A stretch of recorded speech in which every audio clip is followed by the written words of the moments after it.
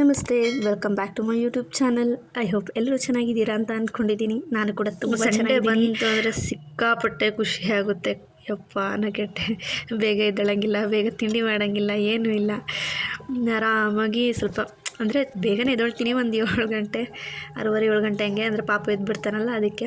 But ಆದರೂ ತಿಂಡಿ ಮಾಡೋ ಟೆನ್ಷನ್ ಇರಲ್ವಲ್ಲ ಅಂತ ಅಂದ್ಬಿಟ್ಟು ಸ್ವಲ್ಪ ಖುಷಿ, ನಿಧಾನಕ್ಕೆ ಮಾಡ್ಕೋಬೋದು ಅಂತ ಅಂದ್ಬಿಟ್ಟು. ಹಂಗೂ ಇವತ್ತು ಏನೂ ಮಾಡೋದಿರಲಿಲ್ಲ.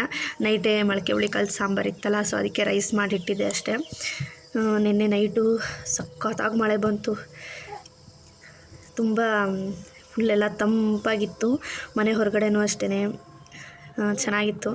ಆಮೇಲೆ ನಾನು ಮುಖ ಎಲ್ಲ ತೊಳ್ಕೊಂಡು ಫ್ರೆಶ್ ಅಪ್ ಆಗಿ ಒಂದು ಸ್ವಲ್ಪ ಹೊರಗಡೆ ಕೂತಿದ್ದೆ ಪಾಪನ ಜೊತೆ ಬಿಸಿಲಲ್ಲಿ.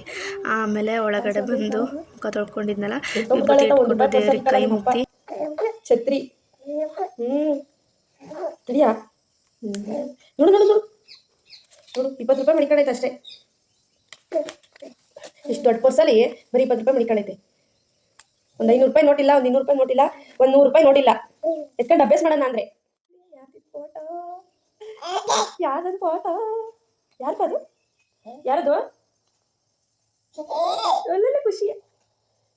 ಯಾರದು ಅವ್ರ ಅಪ್ಪನ ಡೈರೆಕ್ಟಾಗಾರ ನೋಡಲಿ, ಫೋಟೋದೆಲ್ಲ ನೋಡಲಿ, ಹೀಗೆ ಖುಷಿಯಾಗ್ಬಿಡ್ತಾನೆ ಅಂತ ಉಸಿರು ಹೇಳ್ಕೊಂಡು ಖುಷಿ ಪಡ್ತಾನೆ.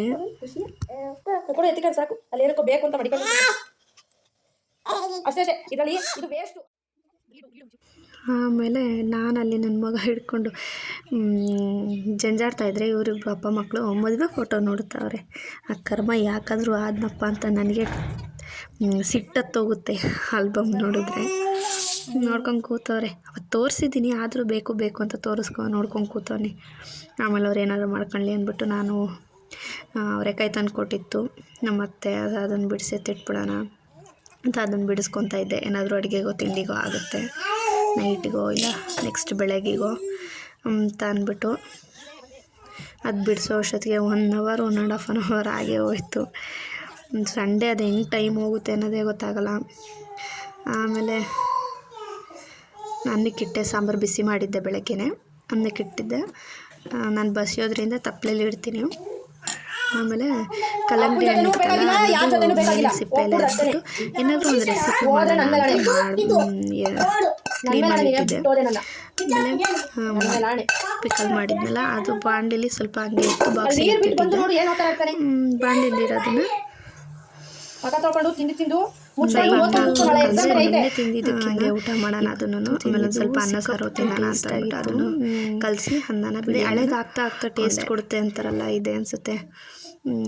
ಸಖತ್ತಾಗಿ ಬಂದಿತ್ತು, ಉಪ್ಪಿನಕಾಯಿ ಅಷ್ಟೇ, ಸಾರು ಚೆನ್ನಾಗಾಗಿತ್ತು. ಬೆಳಗ್ಗೆ ತಿಂಡಿ ಇದೆ. ಅವ್ರು ಬಂದ್ಬಿಟ್ಟು ಅವ್ರ ತಂಗಿ ಮನೇಲಿ ನವಗ್ರಹ ಪೂಜೆ ಇಟ್ಕೊಂಡಿದ್ದೀವಿ ಅಂತ ಫೋನ್ ಮಾಡಿದ್ರು ನೈಟು. ಅದಕ್ಕೆ ನಾನು ಅಲ್ಲಿಗೆ ಹೋಗ್ತೀನಿ ತಿಂಡಿ ಊಟಕ್ಕೆ ಅಂತ ಅಂದ್ಬಿಟ್ಟು ಅಲ್ಲಿಗೆ ಹೋಗ್ತೀನಿ ಅಂತ ರೆಡಿಯಾಗಿದ್ದರು. ನಾನು ಅಷ್ಟೊತ್ತಿಗೆ ಪಾಪನ ಎತ್ಕೋ, ಆಮೇಲೆ ನನಗೆ ತಿನ್ನೋಕ್ಕೆ ಬಿಡಲ್ಲ ಅಂದ್ಬಿಟ್ಟು ನಾನು ತಿಂಡಿ ತಿನ್ಬಿಡೋಣ ಅಂತ ಬೇಗ ಬೇಗ ತಿಂತಾಯಿದ್ದೆ. ಚಿರುಗೂ ಹಾಕಿಟ್ಟಿದ್ದೆ, ಅವನು ಅವಾಗ ಇನ್ನೂ ಮುಖ ತೊಳ್ಕೊತಾ ಇದ್ದ. ನನಗೆ ಊಟ ತಿಂಡಿದೊಂದು ಆರಾಮಾಗಿಬಿಟ್ರೆ ಅವ್ನು ಎಷ್ಟೊತ್ತು ಬೇಕಾದರೂ ಸುಧಾರಿಸ್ಬೋದು. ಇಲ್ಲಾಂದರೆ ನನಗೊಂಥರ ನಾನು ಊಟನೇ ಮಾಡಿಲ್ಲ ಅಂತ ಅನ್ನಿಸ್ತಾ ಇರುತ್ತೆ. ಅವನಿಗೆ ತಿನ್ನಿಸ್ಬೇಕು ಅಂದರೆ 1 ಅವರ್ ಬೇರೆ ಬೇಕಲ್ಲ ಅಂದ್ಬಿಟ್ಟು ನಾನು ಫಸ್ಟು ತಿಂಡಿ ತಿಂದ್ಬಿಡ್ತೀನಿ. ಅವ್ನಿಗೆ ಸ್ಕೂಲಿದ್ದಾಗೂ ಅಷ್ಟೇ, ಚಿರುಗೆ ಅವನ ಜೊತೆನೇ ತಿಂಡಿ ತಿಂದ್ಬಿಟ್ಟು ಆಮೇಲೆ ಚಿಕ್ಕವನಿಗೆ ಊಟ ಮಾಡ್ಸೋಕೆ ಹಿಡಿಯೋದು ನಾನು.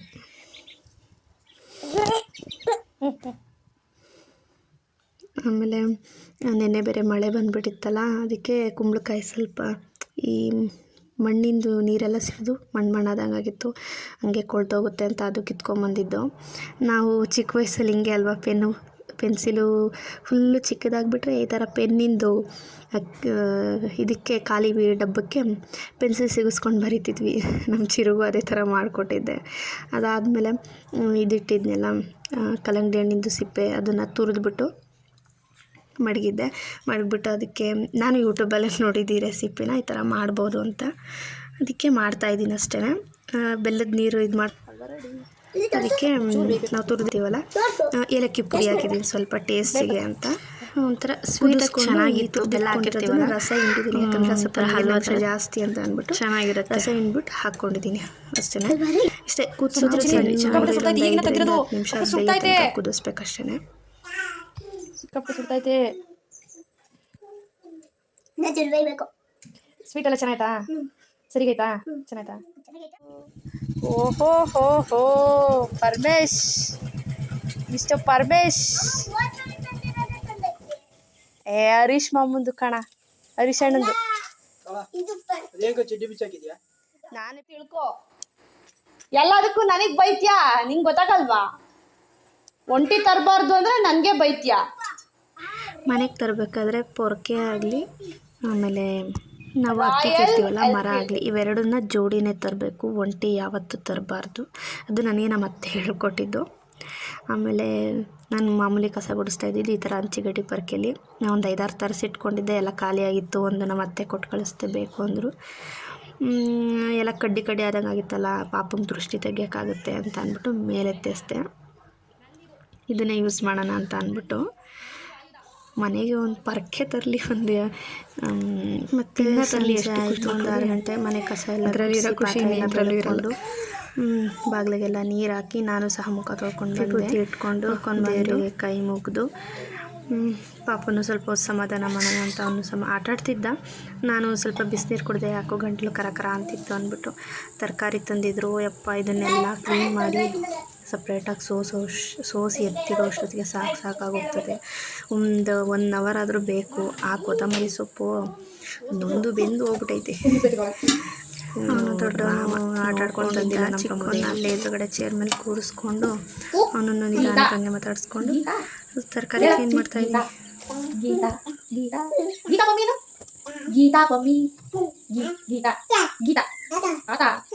ನಾನೇನಾದ್ರು ಅವನನ್ನು ಕೆಳಗಡೆ ಬಿಟ್ಟರೆ ಬರೋದೆಲ್ಲ ಇಟ್ಟಾಡಿ ಡಬಲ್ ಕೆಲಸ ಕೊಡ್ಕೋಬಾರೋ, ನಾಳೆ ಎಕ್ಸಾಮು ಅಂತ ಅಂದರೆ ಮಚ್ಚಿಟ್ಕೊಂಡು ಆಟಾಡ್ತಾ ಇದ್ದಾನೆ. ಅವರಪ್ಪ ಏನೋ ಕೆಲಸ ಮಾಡ್ತಾಯಿದ್ರು ಹೊರಗಡೆ ಅಂದ್ಬಿಟ್ಟು. ಆಮೇಲೆ ನಾನು ಎಲ್ಲ ಕ್ಲೀನ್ ಮಾಡಾದಮೇಲೆ ಲಾಸ್ಟಿಗೆ ಪಾಲಕ್ ಸೊಪ್ಪು ತಂದಿದ್ರಲ್ಲ, ಅದರಲ್ಲಿ ಏನಾದರೂ ಸಾಂಬಾರು ಮಾಡಿದ್ರೆ ಆಗುತ್ತೆ ಅಂತ ಅಂದ್ಬಿಟ್ಟು ಅದನ್ನು ಸಹ ಎಲ್ಲ ಸೋಸ್ಕೊತಾ ಇದ್ದೀನಿ. ಪಾಲಕ್ ಮಾತ್ರ ಒಂದು ಸ್ವಲ್ಪನೂ ವೇಸ್ಟ್ ಮಾಡೋಂಗಿಲ್ಲ. ಅದರಲ್ಲಿ ಅಷ್ಟು ಅಂದರೆ ಆರೋಗ್ಯಕರವಾದಂಥ ಅಂಶ ಇರುತ್ತಲ್ಲ, ಸೊ ಅದಕ್ಕೆ ಏನೊಂಚೂರು ವೇಸ್ಟ್ ಮಾಡಲ್ಲ. ಬೇರ್ಸ್ ಮಾತ್ರ ಚೂರು ಚಾಕುನಲ್ಲಿ ಕುಯ್ದುಬಿಟ್ಟು ಈ ಥರ ಬಲ್ತೋಗಿರೋದು ಕಡ್ಡಿ ಮಾತ್ರ ತೆಗೆದ್ಬಿಟ್ಟು ಮಿಕ್ಕಿದೆಲ್ಲ ಹಾಕ್ತೀನಿ. ನಾನು ಒಂದು ಸಣ್ಣ ಎಲೆನೂ ಸಹ ವೇಸ್ಟ್ ಮಾಡಲ್ಲ. ಅದು ಎಲ್ಲ ಸೋಸಾದ್ಮೇಲೆ ಕರೆಕ್ಟಾಗಿ ಕರೆಂಟ್ ಹೋಯ್ತು. ಅಂದರೆ ಸೋಸ್ಬೇಕಾದ್ರೂ ಸಹ ಕರೆಂಟ್ ಹೋಗ್ತಿತ್ತು ಅವಾಗವಾಗ. ಆಮೇಲೆ ಪರ್ಮನೆಂಟಾಗಿ ಕರೆಂಟ್ ಹೋಯ್ತು. ಸೊ ತಲೆ ಕೆಡ್ಸ್ಕೊಳಕ್ಕೇನು ಹೋಗಲಿಲ್ಲ. ಮತ್ತು ಇದು ಮೊಳಕೆ ಕಾಳಿನ ಸಾಂಬಾರೇ ಇತ್ತು. ಅಡುಗೆ ಏನು ಮಾಡೋಂಗಿಲ್ವಲ್ಲ ಅಂತ ಅಂದ್ಬಿಟ್ಟು ರೈಸು ಸಹ ಬೆಳಗ್ಗೆದೇ ಇತ್ತು. ಊಟ ಯಾರೂ ಮಾಡೇ ಇರಲಿಲ್ಲ. ಸಂಡೇ ಮಾಮೂಲಿ ಮಜ್ಜಿಗೆ ಮಾಡೇ ಇರ್ತೀನಿ, ಅದನ್ನು ಕುಟ್ಕೊಂಡೇ ಇರ್ತೀವಿ. ಆಮೇಲೆ ಪಾಪಂಗೆ ಸರಿ ಮಾಡ್ಕೊಂಬಿಡೋಣ, ಅವನಿಗೆ ತಿನ್ಸೋಣ ಅಂತ ಅದನ್ನು ಸಹ ಮಾಡ್ಕೊತಾ ಇದ್ದೆ ಟಾರ್ಚ್ ಹಾಕ್ಕೊಂಡು. ಹಂಗೆ ಅವನಿಗೆ ಸರಿ ಮಾಡಿ ತಿನ್ನಿಸಿ ಅವನಿಗೆ ಸಮಾಧಾನ ಮಾಡಾದಮೇಲೆ ರೈಸ್ ಸ್ವಲ್ಪ ಇತ್ತಲ್ಲ, ಸೊ ಕರೆಂಟ್ ಬೇರೆ ಹೋಗಿತ್ತು, ಮತ್ತು ಮುದ್ದೆ ಮಾಡೋದೇನು ಬೇಡ ಅಂದ್ಬಿಟ್ಟು ಒಂದು 4 ರೊಟ್ಟಿ ಆಗೋಷ್ಟೊತ್ತು ಹಸಿಟ್ಟು ಕಲಿಸ್ಕೊಂಡು ದೋಸೆ ಥರ ಬಿಟ್ಟೆ. ಅಲ್ಲಿ ಹೆಂಚಿಗೆ ಇಟ್ಕೊಂಡೆ ಆರಾಮಾಗಿ ಕಲಿಸ್ಕೊಂಡು ಆಮೇಲೆ ರೊಟ್ಟಿ ಬಿಟ್ಟರೆ ಕ್ಲೀನಾಗಿ ಚೆನ್ನಾಗಿ ಬರುತ್ತೆ. ಅಷ್ಟೇ. ಒಂದು 4 ರೊಟ್ಟಿ ಹಾಕ್ಕೊಂಡಿದ್ದೆ. ಸ್ವಲ್ಪ ರೈಸ್ ಇತ್ತು, ಮೊಳಕೆ ಕಾಳು ಸಾಂಬಾರಿತ್ತು. ನಮ್ಮತ್ತೆ ಇದ್ಕಿದ ಬೇಳೆ ಸಾರು ಮಾಡಿದ್ರಂತೆ ಇವತ್ತು. ಅದ್ರ ಸ್ವಲ್ಪ ಸಾರು ಇಸ್ಕೊಂಬಂದಿದ್ದೆ ಊರೊಳಗೆ ಹೋದಾಗ. ಅಷ್ಟೇ, ಊಟ ಮಾಡಿದ್ವಿ. ಕರೆಂಟ್ ಬರಲೇ ಇಲ್ಲ ಕೊನೆಗೆ. ಸೊ ಪಾಪನ್ನು ಮಲಗಿಸಿ ದೊಡ್ಡವನಿಗೆ ಸ್ವಲ್ಪ ಎಕ್ಸಾಮ್ ಇರೋದ್ರಿಂದ ಒಂದು ಸ್ವಲ್ಪ ಹೇಳ್ಕೊಟ್ಟೆ ಹಂಗೆ ಫೋನಲ್ಲಿ ಟಾರ್ಚ್ ಹಾಕ್ಕೊಂಡು. ಅಷ್ಟೇ. ಅವನು ಒಂದು ಸ್ವಲ್ಪ ರೈಟಿಂಗಲ್ಲಿ ಸ್ಲೋ ಅಲ್ವಾ, ಅದಕ್ಕೆ ಸ್ವಲ್ಪ ಅದನ್ನು ಪ್ರಾಕ್ಟೀಸ್ ಮಾಡಿಸ್ತಿದ್ದೆ ಅಷ್ಟೇ. ಎಲ್ಲ ಮುಗ್ದಾದ್ಮೇಲೆ ನಾನು ಸ್ವಲ್ಪ ಅಡುಗೆ ಮನೆ ಕೆಲಸ ಅಂದರೆ ಸ್ವಲ್ಪ ಗ್ಯಾಸೆಲ್ಲ ಒರೆಸ್ಕೊಂಡು ಪಾತ್ರೆಗಳು 1-2 ಬೇಕಾಗಿರೋವೆಲ್ಲ ಕುಕ್ಕರು ಅಂಥವೆಲ್ಲ ತೊಳೆದೆತ್ತಿಟ್ಬಿಟ್ರೆ ಬೆಳಗ್ಗೆ ತಿಂಡಿ ಮಾಡೋಕ್ಕೆ ಸರೋಗುತ್ತೆ ಅಂತ ಅಂದ್ಬಿಟ್ಟು ಎಲ್ಲ ಮಾಡಿ ಮಲಿಕೊಳ್ಳೋ ಅಷ್ಟೊತ್ತಿಗೆ 11 ಗಂಟೆ ಆಯಿತು. ಸೊ ಇಷ್ಟೇ ಇವತ್ತಿನ ವ್ಲಾಗ್ ಇಲ್ಲಿಗೆ ಎಂಡ್ ಮಾಡ್ತಾಯಿದ್ದೀನಿ. ಸೊ ಪ್ಲೀಸ್ ಇಷ್ಟ ಆದರೆ ವೀಡಿಯೋಸ್ ಲೈಕ್ ಮಾಡಿ, ಶೇರ್ ಮಾಡಿ, ಸಬ್ಸ್ಕ್ರೈಬ್ ಮಾಡಿಕೊಂಡು ಸಪೋರ್ಟ್ ಮಾಡಿ. ಈ ಕೊನೆ ತನಕ ವೀಡಿಯೋ ನೋಡಿದ್ದಕ್ಕೆ ಥ್ಯಾಂಕ್ ಯು. ಏನಾದರೂ ಚೇಂಜಸ್ ಮಾಡ್ಕೋಬೇಕು ಅಂತ ಇದ್ದರೆ ನನ್ನ ವೀಡಿಯೋಸಲ್ಲಿ ಸೊ ಕಮೆಂಟ್ ಮಾಡಿ ತಿಳಿಸಿ, ನಾನು ಚೇಂಜ್ ಮಾಡ್ಕೊಳ್ಳೋದಕ್ಕೆ ಪ್ರಯತ್ನ ಪಡ್ತೀನಿ. Thank you.